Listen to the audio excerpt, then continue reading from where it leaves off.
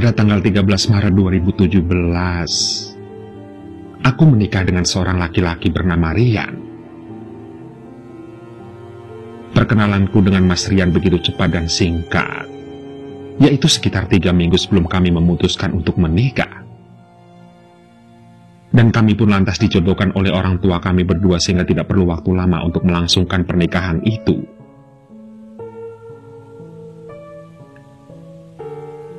Hingga beberapa minggu setelah kami menikah, Mas Rian mendapatkan email dari salah satu perusahaan yang bergerak di bidang farmasi di kota Malang.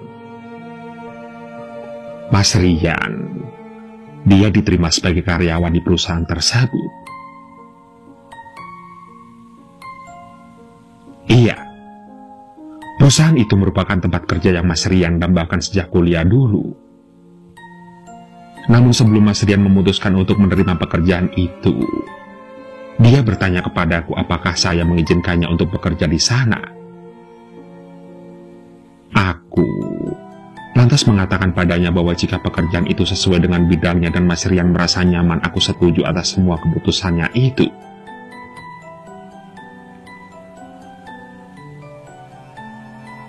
Mas Rian akhirnya memutuskan untuk menerima tawaran pekerjaan tersebut. Dia mengatakan padaku bahwa aku juga harus ikut dan tinggal di sana dengan cara mengontrak rumah. Ini Mas Rian katakan agar dia tidak jauh jika mau pulang karena jarak rumah saat ini dengan perusahaan tersebut sekitar 125 km. Dan apabila ditempuh tanpa hambatan memakan waktu sekitar 2 hingga 2,5 jam.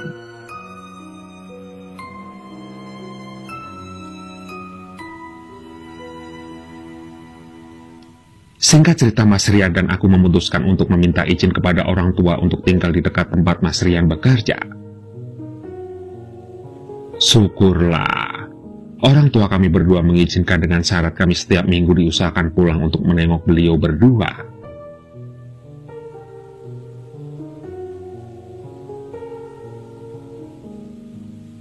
Singkat cerita, kami kini menemukan rumah kontrakan yang cukup dekat dengan tempat Mas Rian bekerja dengan jarak sekitar 1 km. Lokasi kontrakan kami di daerah perkampungan dengan suasana yang begitu asri. Terdapat rimbun pohon mangga di depannya dan dikelilingi oleh rumah tetangga yang rata-rata berjarak 4-5 meter antara rumah satu dengan yang lainnya. Rumah yang saya kontrak ini juga cukup besar jika ditempati oleh kami yang hanya berdua. Ada 2 kamar tidur, dapur, 1 kamar mandi, gudang dan musola dengan luas bangunan sekitar 90 meter persegi dan luas tanah sekitar 175 meter persegi. Itulah dana rumah kontrakan kami yang baru.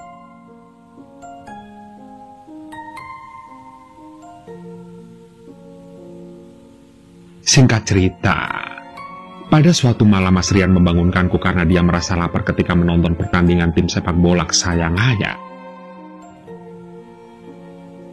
Waktu itu jam sudah menunjukkan sekitar pukul 11 malam dan makanan di dapur sudah tidak ada. Akhirnya, aku pun menawarkan untuk membeli nasi goreng di depan gang.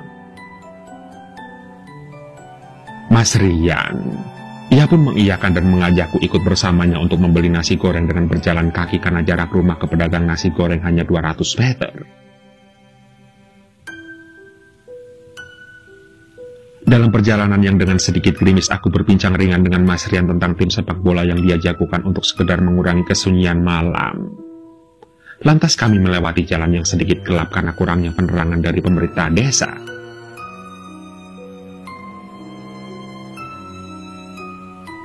Awalnya, semuanya baik-baik saja.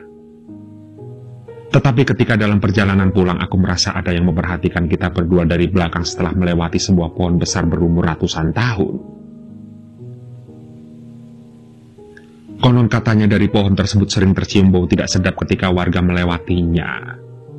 Lantas aku pun bercerita kepada Mas Rian dan beliau mengatakan bahwa semua itu hanya perasaanku saja karena tidak mungkin malam-malam ada orang yang keluar rumah sekedar untuk memperhatikan kami berdua. Akhirnya, kita berdua pun sampai di rumah meski pikiranku terus bertanya-tanya. Itu karena aku masih merasa ada yang mengikuti dan memperhatikan kami berdua.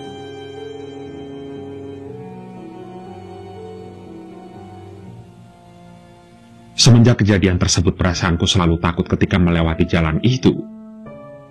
Padahal, aku sering melewati jalan tersebut semenjak aku pindah ke kontrakan ini. Tidak hanya itu, kini setiap malam aku mendengar suara raungan seperti suara hewan buas yang seolah mencari mangsa dari samping rumah kami. Namun Mas Rian memintaku untuk tidak terlalu berpikir yang aneh-aneh dan melupakan hal-hal yang tidak penting. Mas Rian juga menegaskan bahwa tidak mungkin ada orang yang akan berbuat jahat kepada kami, karena wilayah tersebut terkenal kampung yang aman. Lagi pula, kami juga tidak bermusuhan dengan siapapun. Apalagi lokasi rumah kontrakan kami juga jauh dari hutan atau warga yang memelihara hewan buas. Namun berbeda dari Mas Rian, aku merasakan teror demi teror yang mengarah kepada aku setiap malam. Bahkan, aku sekarang sering bermimpi yang aneh-aneh dan menakutkan. Pernah suatu malam Mas Rian keluar untuk membeli sesuatu. Sementara aku tidur-tiduran di kamar dan melihat bayangan seperti Mas Rian berjalan di depanku dengan mata yang bersinar merah. Dan setelah aku cari-cari ternyata Mas Rian belum datang. Aku lantas bertanya-tanya pada diriku sendiri apakah aku mimpi atau tidak. Karena waktu itu aku merasa sadar dan tidak memejamkan mata.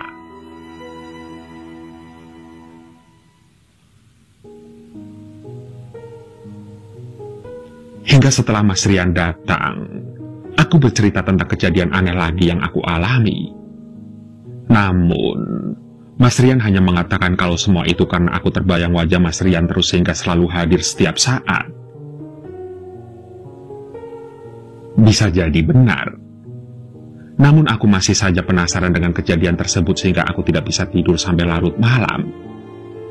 Aku benar-benar memikirkan kejadian yang begitu aneh tersebut.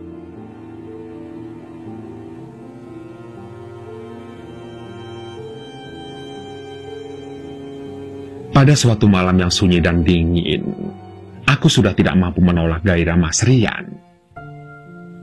Dengan aroma yang berbeda dari biasanya dan dengan pandangan yang begitu beringas, Mas Rian seakan begitu ingin melampiaskan semua gairahnya malam itu juga. Sementara aku juga menikmati semua itu walau sambil menerka-nerka mengapa Mas Rian tidak bersikap lemah lembut dan dengan gairah yang seperti biasanya.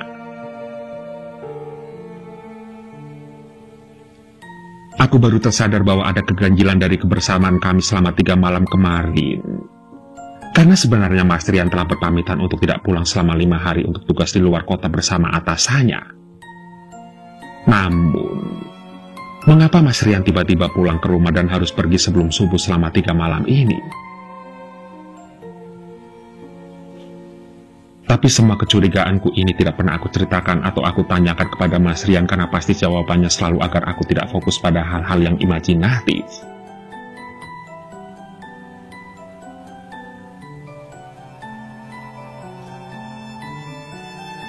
Singkat cerita, beberapa minggu setelah kejadian itu aku merasa aneh pada perutku dan badan terasa sakit semua. Mas Rian, dia kemudian membawaku ke dokter dan setelah dicek ternyata aku hamil. Mas Rian yang duduk di sebelahku merasa senang dan wajahnya begitu bahagia sampai-sampai tanpa sadar mengecup kening di hadapan dokter yang memeriksaku. Mas Rian kemudian mengelus perutku dengan penuh kasih sayang dan menjadi sangat perhatian kepada aku sejak kehamilan ini. Sementara orang tua Mas Rian yang sangat menginginkan cucu dari kami berdua ini sangat bahagia. Karena jika anak yang aku kandung ini lahir maka akan menjadi cucu pertama di keluarga Mas Rian. Bahkan, semenjak aku hamil, orang tua Mas Rian sering datang untuk mengunjungi kami dan menanyakan perkembangan janinku dengan membawa segala macam buah, sayur, bahkan beberapa vitamin untukku. Benar, perhatian orang tua Mas Rian kepadaku melebihi kasih sayang orang tuaku sendiri. Beliau berdua sering mengunjungiku 2 minggu sekali atau sebulan sekali. Mungkin itu karena beliau berdua ingin selalu mengetahui perkembangan calon cucunya yang aku kandung ini. Hingga waktu yang ditunggu-tunggu telah tiba. Aku melahirkan dengan dibantu oleh seorang bidan desa yang selalu memberikan pengarahan dan pelayanan selama aku hamil. Namun sebelum aku melahirkan ada hal aneh yang aku lakukan pada saat itu. Hal yang tidak lumrah bagi sebagian masyarakat umum, yaitu meminta daging burung gagak yang dibakar dan meminta darahnya untuk diminum.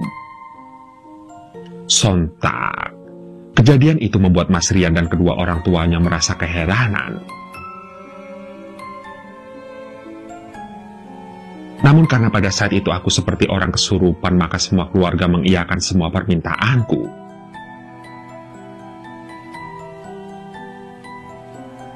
Setelah aku memakan daging gagak bakar dan meminum darah burung gagak, aku akhirnya melahirkan dengan teriakan-teriakan yang sangat keras. Bagaimana tidak? Bayi yang aku lahirkan begitu besar sehingga aku kesakitan dan sempat pingsan berkali-kali.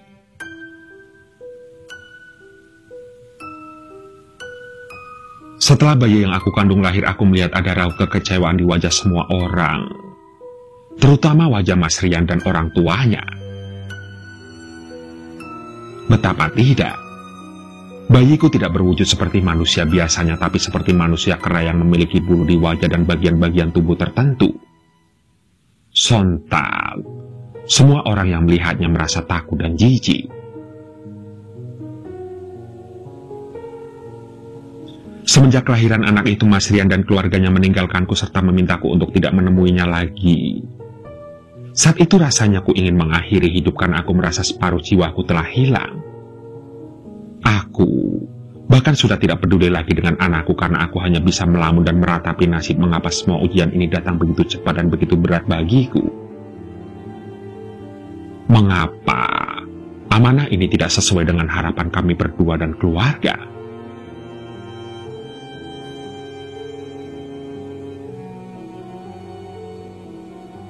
Singkat cerita, beberapa bulan setelah aku ditinggal oleh Mas Rian, aku diajak oleh orang tuaku ke seorang ulama yang memiliki pondok pesantren di kampung sebelah.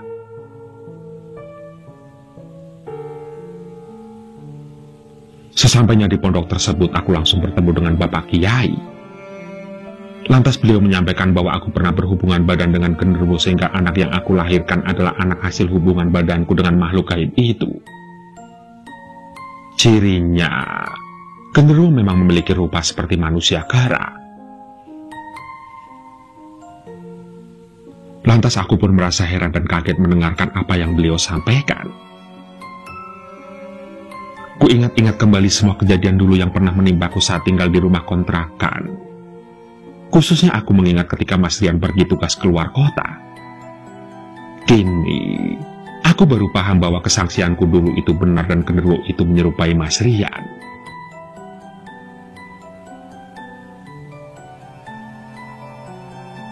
Begitulah. Itu adalah kisahku yang sangat berat untuk aku jalani. Dan untuk kalian yang mendengarkan cerita ini boleh percaya atau tidak. Namun satu pesanku, selalu waspada. Jangan lupa berdoa, karena mereka memang ada di sekitar kita, mengamatimu, melihatmu dari kegelapan, dan menunggu waktu yang tepat untuk menunjukkan eksistensinya.